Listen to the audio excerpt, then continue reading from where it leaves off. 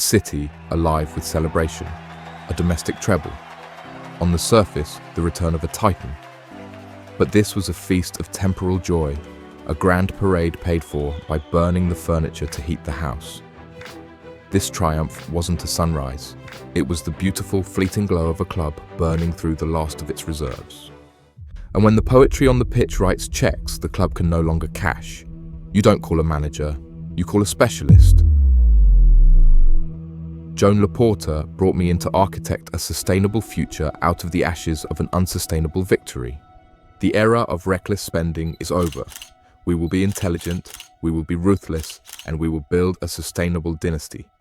Porque nosotros somos más que un club. My first task, a full autopsy. I had to understand the sins of the past to have any chance of saving the future. Nearly €500 million spent on just 3 players. A wage bill that defied all logic. A global pandemic, a crisis so deep it forced the departure of the greatest player in history. The famed economic levers weren't a solution. They were a mortgage on the club's very soul, leaving the club with a fragile valuation of €3.9 billion. And the walls of that prison were closing in, manifesting as a war on 2 fronts. The first front was immediate, a financial straitjacket imposed by La Liga. The club, in its desperation, had already signed Joan Garcia, Rooney Bargi, and brought in Marcus Rashford on loan. We were so far over the salary cap that we couldn't even register these new players. Worse, we couldn't re-register veterans like Oriol Romeu, Inigo Martinez, or even our club icon, Marc-Andre ter Stegen. This was a battle for immediate survival, and lurking in the shadows, a second, more sinister threat. A letter from UEFA. The ultimatum was clear, a complete ban on signing players for the next 18 months. And if we weren't fully compliant by the end of June 2027, we would be cast out of Europe and fined into oblivion. La Liga was a battle. This was the guillotine hanging over our heads. The objectives were therefore colossal. I had to fix the La Liga salary cap and drastically reduce the bloated wage bill. I had to solve the UEFA FFP crisis and significantly reduce the €1.35 billion debt. I had to elevate La Masia to an even higher standard and transform Barcelona back into a dominant force in the transfer market, all while rebuilding a squad capable of matching the glory days of Messi's quintuple winning side. But before the purge could begin, the board made one thing clear. Some players were sacred. For footballing, commercial and sentimental reasons. Yamal, Pedri, Gavi, Cubarsí and Baldi, all Spanish, all from La Masia, the core around which the new Barcelona would be built. The directive was absolute. These players are the face of the new Barca. They sell the most shirts, drive ticket sales, and are the soul of the club. Selling them is not an option. This only made the challenge harder, but the mission was clear. The surgery begins now. There was no gentle start. The moment I took control, the entire system went into red alert. The objectives for Season 1 were a brutal exercise in triage. I had to slash the wage bill to meet La Liga's salary cap demands, generate massive funds through player sales, and build an elite scouting network from scratch, while also being tasked with a top 3 La Liga finish and a run to the Champions League semi-finals. The pressure was immense. This football club was not just a sporting project, it was a pressure cooker, ready to explode. And I needed a specialist in managing chaos while the world burned around him. My decision on the manager was swift. Hansi Flick would stay. I sat down with Hansi and gave him my full vote of confidence, telling him to be strong and prepare for the storm. To meet La Liga's salary cap, the numbers were staggering. Factoring in our 3 pre-agreed signings, Javier Tebas demanded we slash our weekly wage bill by a colossal 38%. This wasn't a suggestion, it was a non-negotiable term for our survival. To make matters worse, I was informed that Ter Stegen was injured for 9 weeks. An unfortunate situation, but I saw an opportunity. I decided against registering Ter Stegen, citing his injury, meaning that his hefty wages were not a concern in the short term at least.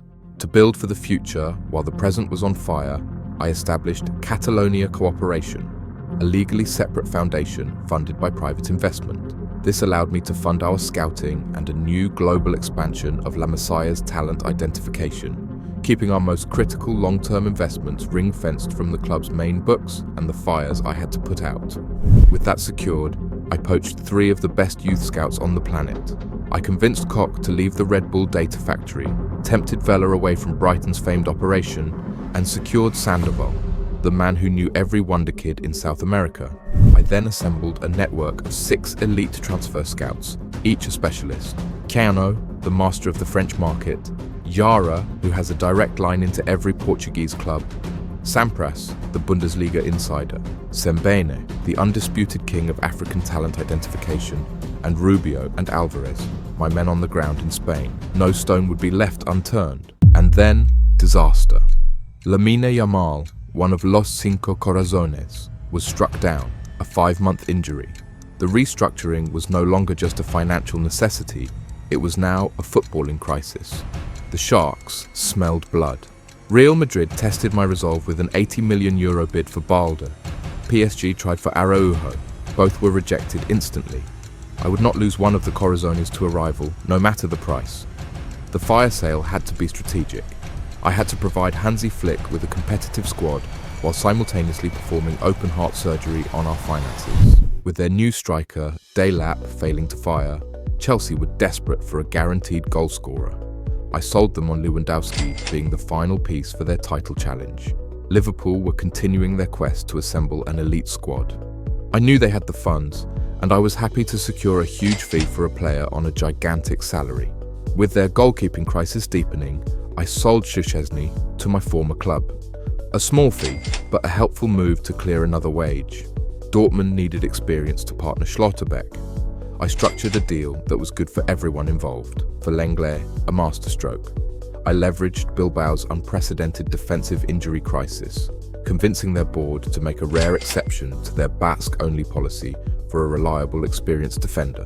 I sold Valle to Sevilla, but only after insisting on a 25% sell-on clause. For Torre, I negotiated a deal that included a low-cost 2-year buyback option, a low-risk way to let him develop elsewhere. And for Victor, a simple, clean sale to a club where he would get immediate first-team football. Oriol Roma's altercation with Hansi made his departure even easier, a swift contract termination. Ansu Fati's wages were another problem. After 2 failed loan attempts, I finally found a home for him in Saudi Arabia, clearing a significant salary off the books. Then, a breakthrough. I had my lawyers scrutinize UEFA's rulebook. They found a loophole. The transfer ban did not apply to pre-existing options to buy. With the massive squad overhaul, securing Rashford long-term became a strategic necessity. I used this discovery to my advantage. I went to Manchester United and offered to bring the deal forward. In their eagerness for immediate cash, I convinced them to accept a reduced fee of €21 million, saving us $14 million on a deal we were already committed to. With the transfer ban still active, I turned to La Masia. I had personally attended youth games and reviewed the data. I authorized the promotion of 5 of our best: Carmona, Machado, Laborde, Pino, and Guerra. The promotion of the young keeper, Carmona, immediately made Iñaki Peña a sellable asset. Bournemouth's first choice, Petrovic, had failed to serve as an adequate replacement for Kepa, and I sold them on Peña being the definitive solution, providing a crucial injection of cash.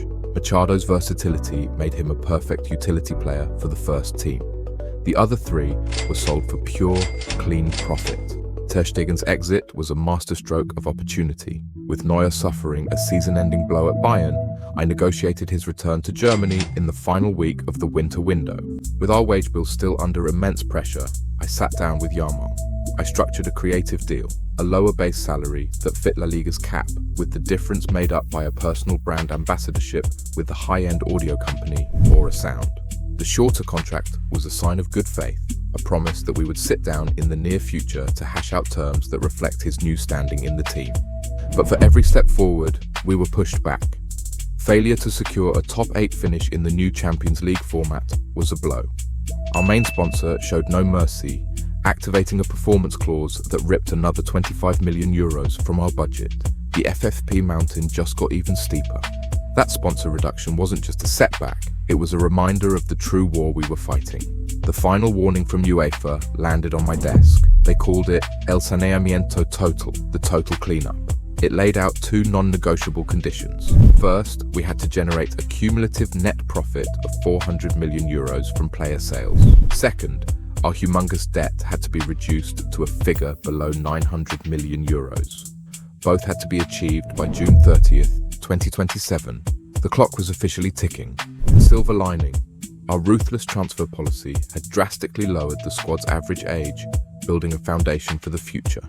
On the pitch, it was a season of survival. We were languishing in 7th place as late as March, but Yamal's return from injury, marked by a goal in El Clasico, provided a spark.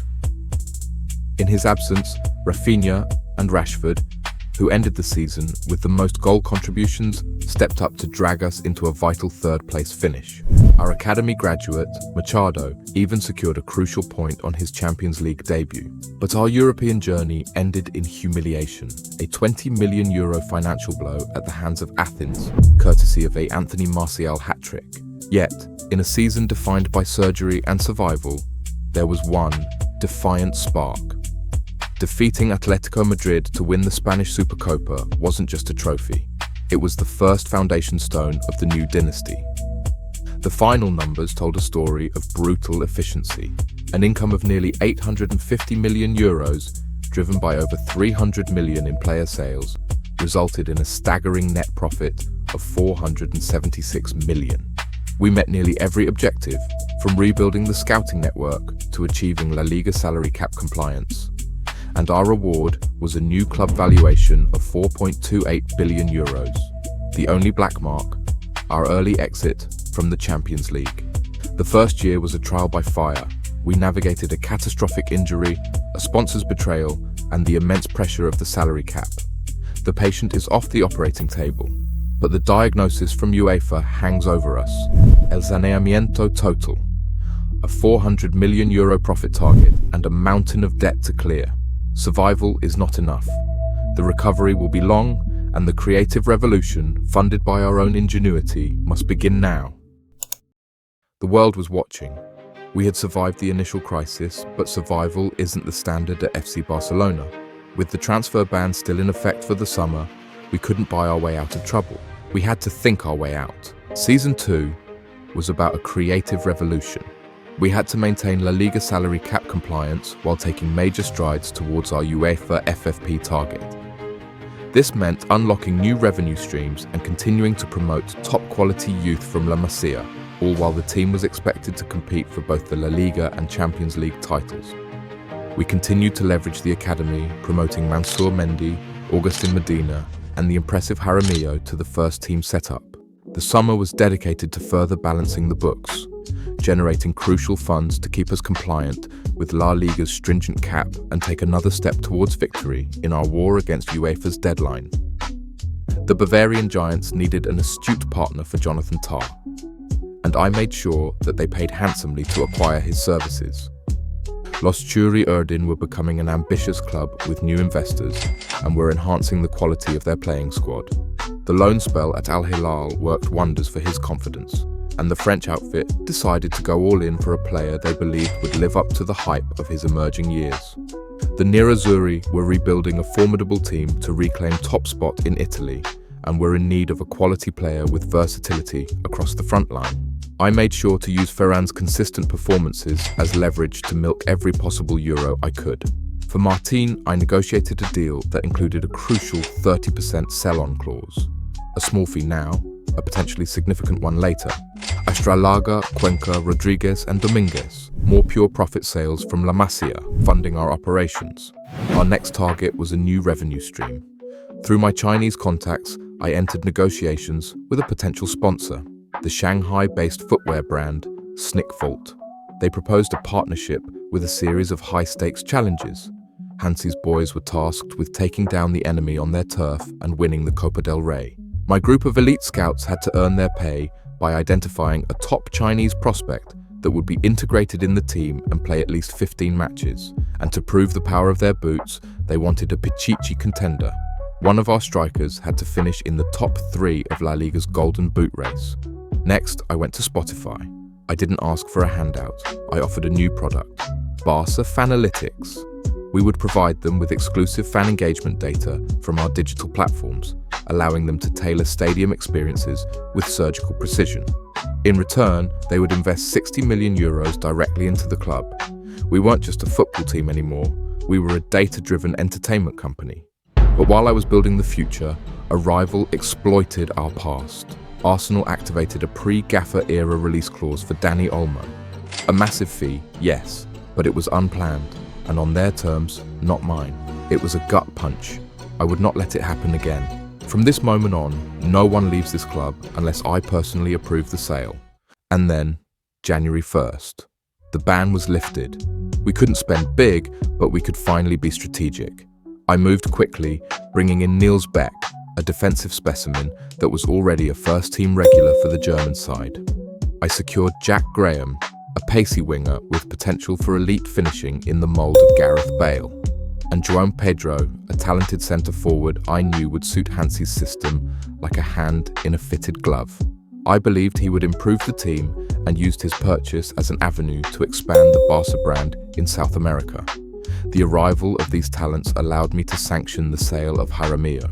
Antonio Conte had been left mesmerized by his brilliant performances since his promotion, and it was a sale I could now afford to make. With our finances looking healthier, I rewarded two cornerstones of our project, Koundé and Rafinha, with timely contract extensions. Kyle Vela and Emile Koch returned from their 5 weeks of extensive scouting in China and had identified Quili Shen, a talented gem they discovered in Shanxi province. This was a crucial step to secure the 25 million euro cash injection from Snickvolt. The season began with a 10 million euro windfall from winning the Riyadh Season Champions Cup in an entertaining affair against Al Nassr. In the Copa del Rey, a clash that never gets old, we faced our eternal rivals. Mbappé had seemingly set them up for victory. But it was not to be on a night where Hansi's boys displayed their burgeoning winning mentality, conducting a supreme remontada to bring the trophy back to Barcelona. In La Liga, the battle was a war of attrition. Winning El Clasico at the Bernabeu was not just a monumental victory, it was the fulfillment of a key objective for our sponsors at Snickvolt and the spark that reignited our title charge. From that moment, the team put their rivals to the sword, clawing their way back into the title race, only to painfully lose it on the final day, leaving us 3 points adrift. But it was in Europe where the true drama unfolded. As we clinically dispatched Athens, the team that had humiliated us a year prior, in the dying embers of a titanic semi-final against Roma, with our backs against the wall, Joan Garcia produced a save of miraculous proportions. A moment of defiance that launched a counter-attack, culminating in João Pedro setting up Lamine Yamal, who booked Barcelona's first ticket to a Champions League final since 2015. In the week leading up to the Champions League final, both Gavi and Casado were ruled out with injuries. With Pedri as our only fit central midfielder, I turned once more to La Masia, authorizing the emergency promotion of a Sierra Leonean starlet named Boateng. The final, a battle for supremacy against the French giants, was an odyssey of controversy. A match marred by perplexing refereeing decisions. But with 90 minutes on the clock, Yamal once again delivered a moment of sheer genius to force extra time. And in the dying minutes of that extra time, with hope all but lost, Marcus Rashford found an equaliser, sending the contest to the lottery of penalties. Defeat in agonizing fashion. The financial report tells the story of our creative revolution, with significant income from player sales and our new sponsorships, including the 25 million euro bonus from Snickvolt as Hansi's boys won El Clasico. Rashford ranked third in the Pichichi race, and our Chinese prospect made 19 appearances. We were able to make smart winter acquisitions and still post a staggering net profit of over 500 million euros, taking a major stride towards full compliance with UEFA.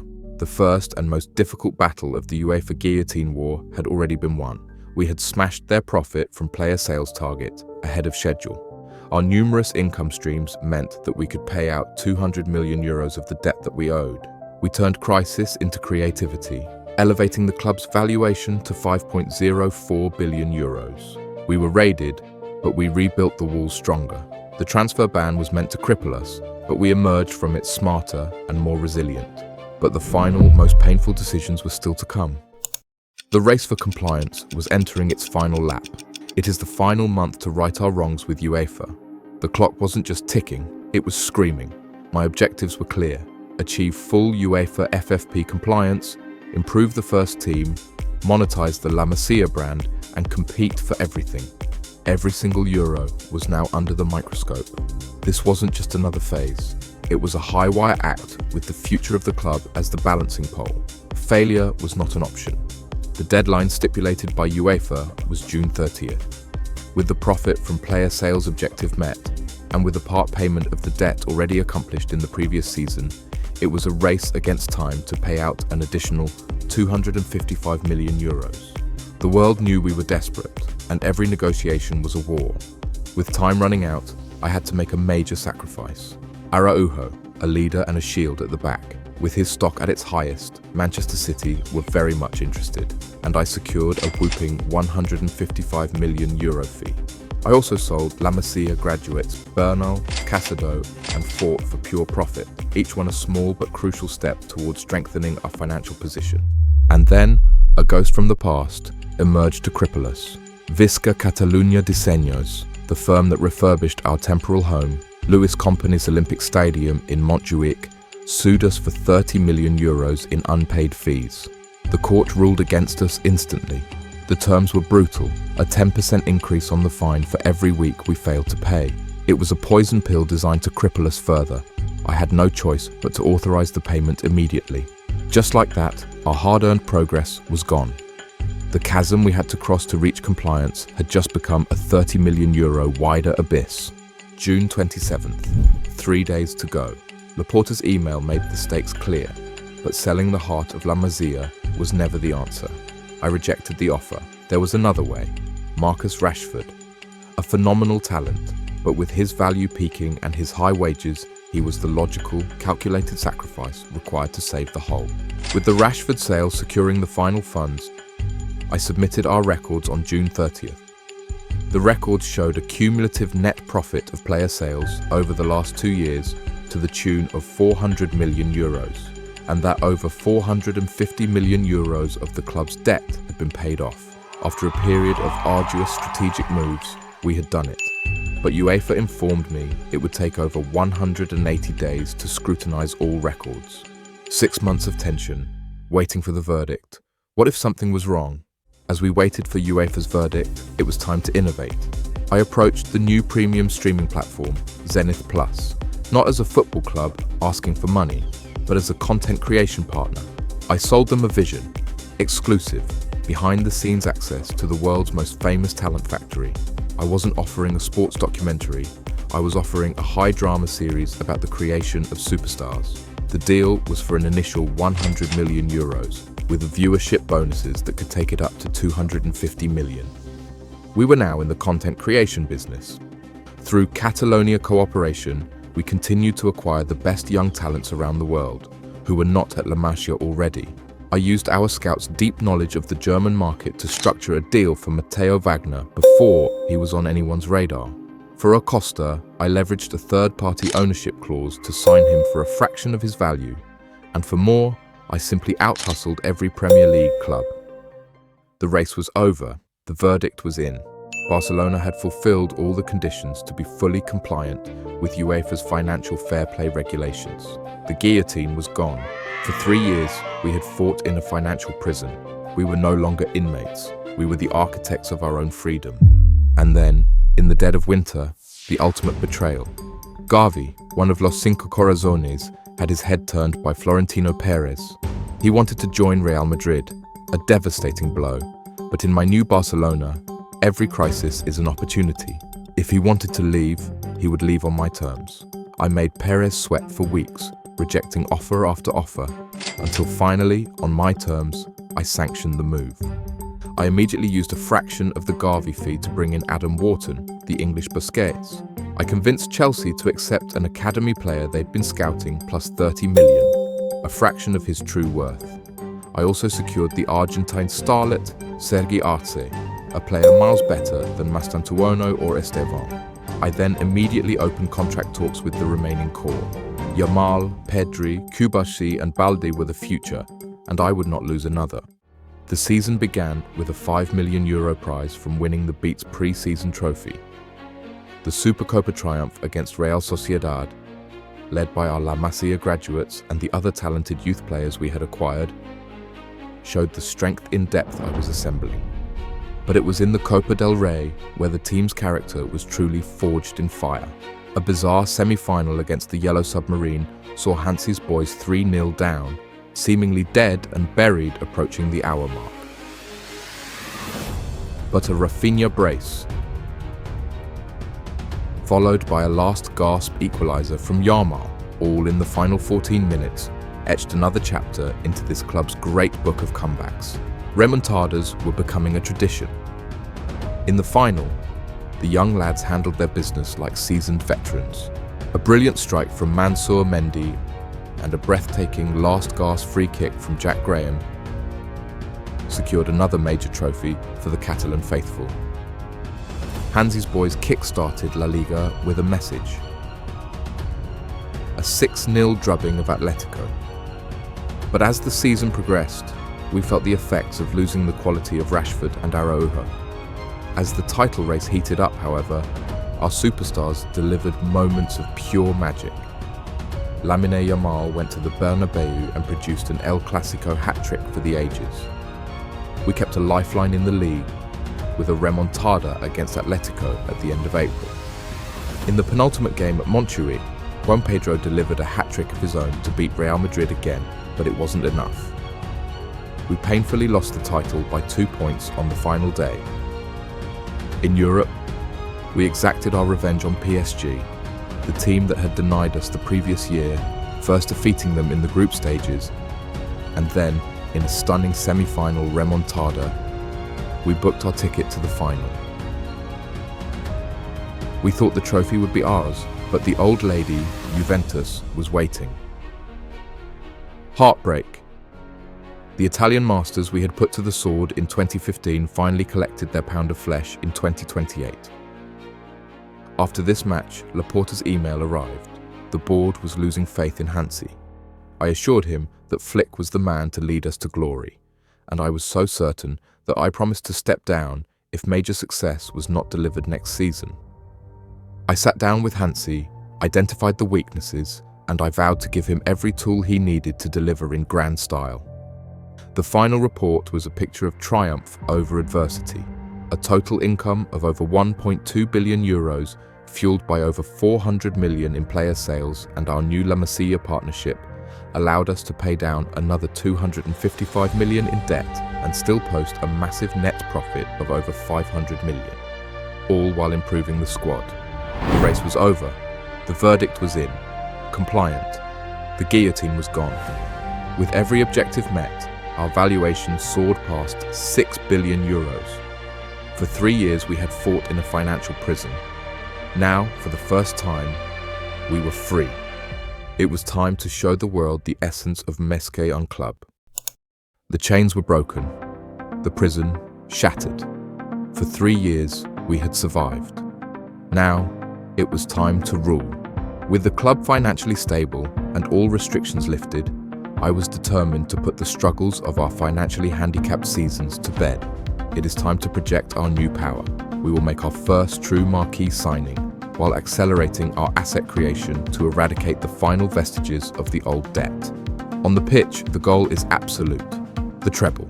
And to ensure this is not a fleeting moment, but the dawn of a new era, our core jewels will be secured, their futures bound to ours. I addressed the board's lack of faith in Hansi, not by confronting him, but by inspiring him. I informed him that a new contract would be waiting for him at the end of the season, contingent on delivering either La Liga or the UCL. It was a psychological masterstroke, turning pressure into intrinsic motivation. I assured him I would use my resources to assemble a squad fully capable of delivering on all fronts. The summer window began with a declaration of power. The days of Barcelona being a club that needed to sell were over. I had a masterclass up my sleeve, and I was waiting to unleash it. I opened with a statement. Liverpool wanted Rafinha. I created a narrative of him being the final piece for their own title puzzle, absolutely essential to them. I made them feel like they couldn't afford to lose him, and they paid an astronomical 197 million euros. Then, a crisis I manufactured into opportunity. Joan Garcia's wage demands were unreasonable. I leaked to the press that talks had broken down. With Donnarumma's bust up at Man City, they were desperate. I sold them on Garcia being their only viable immediate solution, securing a colossal fee. Caicedo went to a youthful Nantes side. Velasquez replaced Ola Aina at Forest. Vieira's eye for talent at Genoa landed us a deal for Willemsen. Sarkisian and Machado also departed. Even Varela's move to Newcastle was a strategic masterpiece. Sold for peanuts only because I inserted a crucial buyback clause. And to prove the efficacy of the system, I signed the free agent Guzman just 3 weeks ago, flipping him for a pure 18 million euro profit. Then, the wrath of a giant. Chelsea bid for Yamal. I rejected it and poached Cole Palmer from them instead. Manchester United bid for Cubarsí. I vehemently rejected it and lured Alex Baena back to Spain to fill the void left by Rafinha. My masterclass unleashed. After I signalled my intention to buy some of the best players in the league, the cartel of top Spanish clubs announced their League Solidarity Pact, a thinly veiled attempt to block my power and finesse in the market. My response was simple. I declared their pact an illegal, anti-competitive cartel. As they had blocked the deal, I had agreed to sign Barrios from Atletico Madrid. I immediately pivoted my strategy. I took my business elsewhere. England, Germany, Italy, France, Portugal, the Netherlands. They were now my primary hunting grounds. I promised to show the jealous cartel and the entire world that we are, and always will be, Mekeon Club. Emile Koch's rave review was all I needed. I paid a €2 million compensation fee and sent an academy player the other way. A no-brainer. I tried for Saliba, but Newcastle drove a hard bargain. I only do deals on my terms. I pivoted to Pacho, a player PSG had to sell to balance their own books. I used their desperation to secure an elite Araujo replacement. And finally, a show of influence. After helping my friend Steve Parish negotiate a record sponsorship deal for Crystal Palace, he repaid the favour, allowing me to sign their best Brazilian midfield starlet for a nominal fee. With the squad assembled, I secured the future. The 4 remaining pillars of Los Cinco Corazones, Yamal, Pedri, Cubarsí and Balde, were all tied down to new long-term contracts with increased wages. The foundation was now unbreakable. We continued to trust La Masia, promoting 4 more graduates. Among them, Bingwen Yuyin, the younger, more talented brother of the Chinese prospect our scouts had initially wanted. With Joan Garcia gone, I was certain that it was time to trust our La Masia graduate goalkeepers in Carmona and the new Sierra Leonean goalkeeping starlet, Kofi Ali. I met with Hansi and the scouts to fast-track Bingwen Yuyen's development. A strategic loan to CD Nacional worked like magic. His rating exploded, and we recalled him in January to be a reliable backup. The mission was complete. A squad of immense depth and quality. This was a team built not just to compete, but to dominate. A team built to win the treble. The season began with a €9.2 million prize from winning the American Challenge Cup, but the early promise was soon met with brutal reality. The pressure began to build as we lost the Spanish Super Cup final to Atletico Madrid in the cruel lottery of a penalty shootout, and were then unceremoniously dumped out of the Copa del Rey in the round of 16, silenced by the cauldron of San Mamés. We had to double down. The team's response was not just immense, it was a declaration of war on the rest of the league. Hansi's boys went to the Bernabeu and thumped Los Blancos 6-2, a demolition led by a cold and heartless hat-trick from Palmer. El Cholo's men were served a resounding payback for the Super Cup defeat. Our dominance was so total that the La Liga Player of the Month award began to look like a private affair, with all 4 nominees being Barcelona players.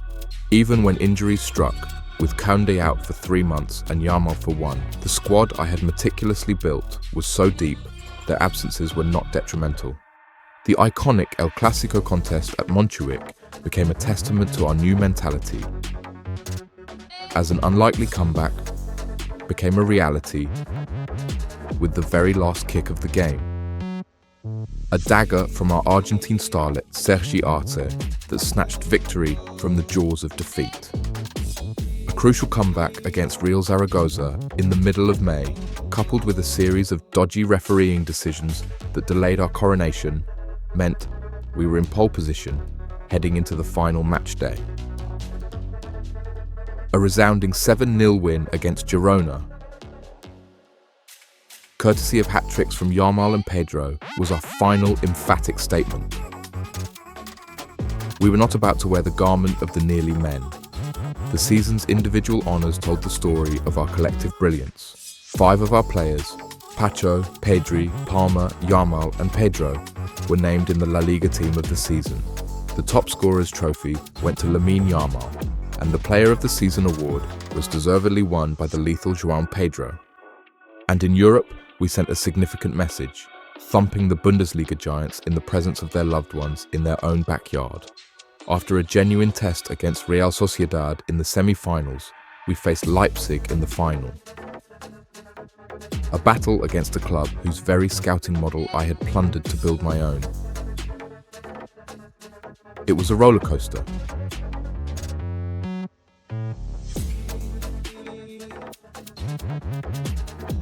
We went behind twice, but an extra-time equaliser from João Pedro sent us to the nerve-wracking affair of spot kicks. And amidst the unbearable tension, up stepped the man from Lancashire, Adam Wharton, who coolly slotted home the decisive penalty that secured our first Champions League title since 2015.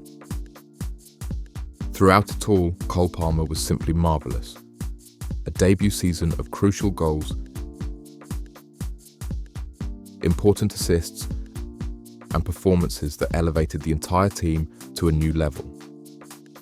I had paid down more debt and solidified our financial dominance. The final report was a picture of immense power, a total income of nearly 1.2 billion euros, a net profit of over 470 million, all while assembling one of the best squads on the planet. We had dominated La Liga and conquered Europe. Hansi's contract was secured, and every objective, save for winning the Copa del Rey, was met. Every single move I had orchestrated meant that the club's valuation now stood proudly at 7.29 billion euros. But the shadow of the cartel's influence, the feeling of a title race tainted by controversy, remained. The final season was no longer just about completing the rebuild. It was about revenge. It was about achieving a level of perfection so undeniable, not even a conspiracy could stand in our way. They thought they had won a battle by nearly stealing a title, but they had forgotten. I was playing a different game entirely. The sting of injustice is not an emotion, it is a debt, a figure on a ledger that must be balanced. And in Season 5, I would collect. The target was no longer just victory, it was total, undeniable and absolute retribution. Checkmate. Our objectives are no longer about rebuilding, they are about forging a permanent dynasty. On the pitch, we will seek to dismantle the La Liga cartel piece by piece and achieve total supremacy by winning the quintuple. Off the pitch, we will eradicate another significant portion of the club's debt, fund a new era of dominance for the Femení, and secure the future of our new cathedral. And the soul of it all, La Masia will ascend to its rightful place as this club's primary, undeniable source of world-class talent. My first move of the season wasn't in the transfer market, it was in the shadows. The information from my contacts was damning, a clear trail of payments from Real Madrid to refereeing officials. I leaked everything. The Spanish FA had no choice. Real Madrid, the leaders of the cartel, were hit with a 2-window transfer ban and a 15-point deduction. Their conspiracy had backfired spectacularly. They were trapped, while we were finally free. As if on cue, a €30 million windfall arrived from Zenith Plus, further proof that my strategies were yielding long-term benefits. This 30 million was immediately earmarked for our debt repayment fund. The final season would be the ultimate showcase of our renewed faith in La Masia. I authorized the promotion of 12 of our finest prospects. This wasn't just about numbers, it was about quality. The technical elegance scouted by Carno, the raw athleticism identified by Sembini, the tactical intelligence honed by our world-class coaches. This was the next golden generation, ready to be unleashed. My first move was painful but necessary. The club doctors confided in me that injuries were beginning to take their toll on Koundé. When PSG came calling, I was sure to exploit their desperation and cash in substantially. Manchester City made a stupendous offer for Pacho that I simply could not refuse. The profit was too immense to ignore. Having sold Yankuba Minte for a gargantuan fee, I knew Jason Ato had money to blow and pressure to reinvest. I sold him on Graham being a market-proof asset, and he paid the premium. For Alonso, I cheekily told Sunderland's board he was the final piece of their promotion puzzle, and they bought it, hook, line and sinker. RB Leipzig's model is based on youth. I sold them on Forster being the perfect presence in the dressing room. Agbala to Al Nassr as the future of their project, Mendes and Soriano for pure profit, Cardenas and Ali as well. Shen to Al Hilal, who refused to be outdone by their rivals. Wu to a Getafe side that broke the bank for a playmaker. Jamet to Monaco, where I extracted every ounce of his potential in the fee. And Serrano to a Wolves side in need of a backup striker. Arfston, a prospect I signed from Columbus Crew, was a perfect example of our new model. We raised his level with our elite coaches and sold him for a €3 million profit. Before entering the market for a new keeper, I secured Carmona's future, preventing any chance of him running down his contract.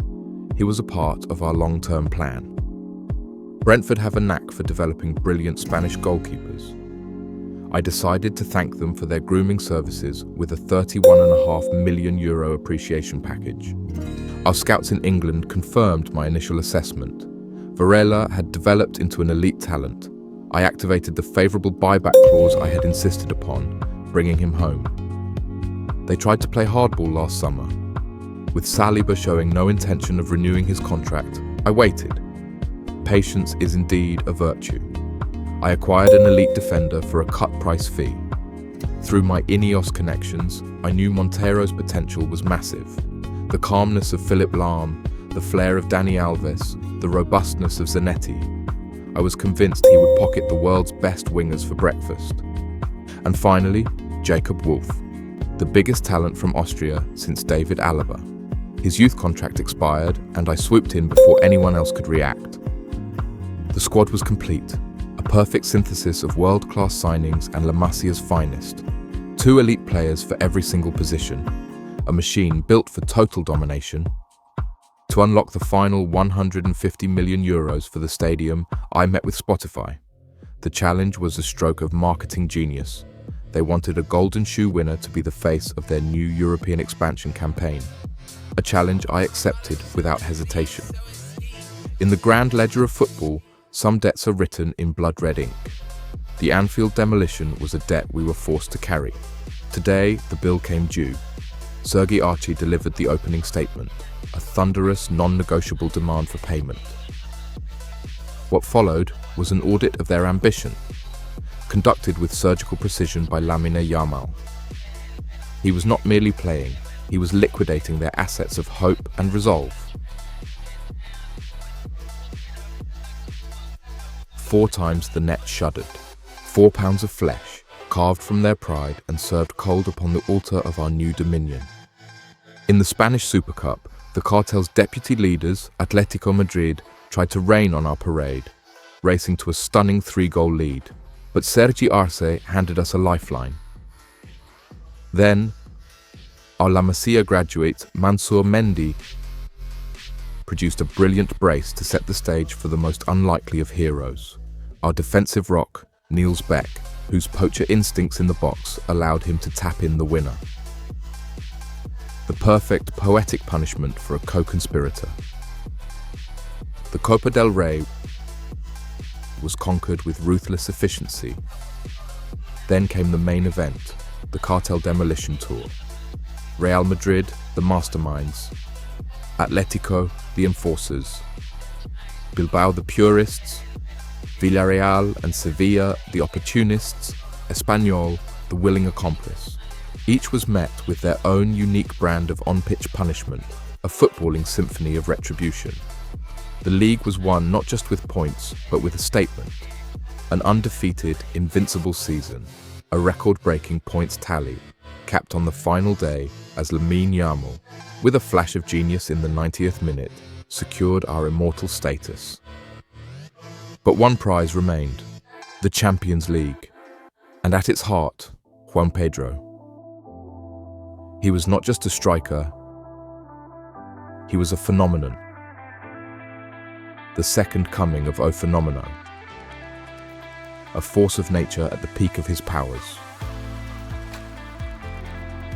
He dismantled PSG and Manchester City with hat-tricks in the group stages. When a cruel injury in March halted his dominance, the world expected us to falter. But our La Masia graduate, Mansour Mendy, proved he was no mere understudy. He was an elite replacement, leading the line as we cruised past Arsenal in the quarter-finals and dismantled Bayern Munich in the semis. And so, to the final. With Pedri injured, Pau Kubasi led the line. A date with destiny against AC Milan. Two European giants, a battle for history itself, where a victory would see us draw level with the Rossoneri on the Grand Roll of Honour. And in the end, it was not just a victory, it was a coronation. A quintuple. The only Spanish club in history to achieve it, now twice. And leading the charge, João Pedro. Back-to-back Ballon d'Or winner. Not since Lionel Messi had this club boasted such a titan. He was a nightmare wrapped in a dream. For defenders, an apparition. A blur of impossible physics and predatory instinct. For the Blaugrana fans, he was a miracle made manifest. A walking masterpiece, painting the Montjuic canvas with goals of every conceivable kind. He was, quite simply, inevitable. To cap off his legendary season, Juan Pedro fulfilled our final promise to our partners, claiming the European Golden Shoe. I then fulfilled my final legacy promise. To be truly more than a club, dominance must be absolute. I authorized a €100 million investment into Football Club Barcelona Femení, not just to compete, but to build a dynasty that mirrors the men's team. On the eve of the final, a communique from the president. Not the usual pre-match pleasantries, but a piece of food for thought. With the final trophy lifted, I sent my reply to Joan. I thanked him for the generous offer, but explained that my motivations were never financial. My value isn't tied to a percentage of one project. It is in my ability to create these projects from nothing. The final report was a picture of perfect health. A total income of over €1.5 billion, fueled by over 500 million in sales, and our strategic partnerships allowed us to pay down another 350 million in debt, while still posting a massive net profit of nearly 600 million euros. A new dynasty, built on a foundation of solid granite. A substantial portion of the debt was gone, the financial shackles shattered, the corruption exposed and defeated on the field of play. From the ashes of a hollow victory, I forged an unbreakable, sustainable €8.78 billion empire. My work here was done.